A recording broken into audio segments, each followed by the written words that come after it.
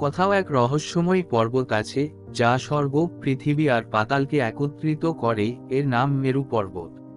পুরাণে বর্ণিত এই পর্বত শুধুমাত্র একটি পর্বত নয়, এটি সৃষ্টির কেন্দ্র, মহাবিশ্বের স্তম্ভ। আজ আমরা জানব সেই মেরু পর্বতের গুপ্ত রহস্য।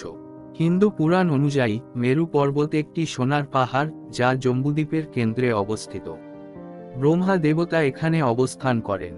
এটি চারদিকে 7টি সাগর দিয়ে ঘেরা, দুধের সাগর, মধুর সাগর এবং এমন আরও অনেক কিছু। বলা হয় সমুদ্র মন্থনের সময় মেরু পর্বত ছিল সেই দণ্ড যা দেবতা ও অসুরদের মথনে ব্যবহৃত হয়েছিল। কিন্তু এই পর্বত শুধু দেবতাদের নয়, মানবজাতির জন্য এক অলৌকিক রহস্যের প্রতীক। বৌদ্ধ ধর্মে মেরু পর্বতকে মহাবিশ্বের কেন্দ্র বলে মনে করা হয়। এর চারপাশে কনসেন্ট্রিক বৃত্তে সাগর এবং পর্বত ঘিরে থাকে। এর চূড়ায় রয়েছে ত্রয়োত্রিংশ স্বর্গ, যেখানে ত্রিশত্রিংশ দেবতারা অবস্থান করেন। তাদের মধ্যে প্রধান দেবতা হলেন শুক্র বা ইন্দ্র। জৈন ধর্মে মেরু পর্বত হল পৃথিবীর কেন্দ্র। এটি 2টি ও অর্ধেক মহাদেশ দ্বারা পরিবেষ্টিত। এটি শুধু ভৌত নয়, আধ্যাত্মিক উচ্চতার প্রতীক।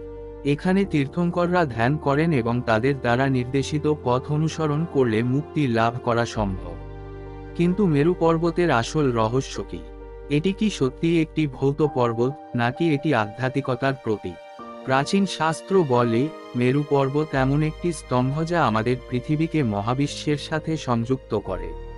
কিন্তু এটি দৃশ্যমান নয়, এটি এক আধ্যাত্মিক স্তরে রয়েছে।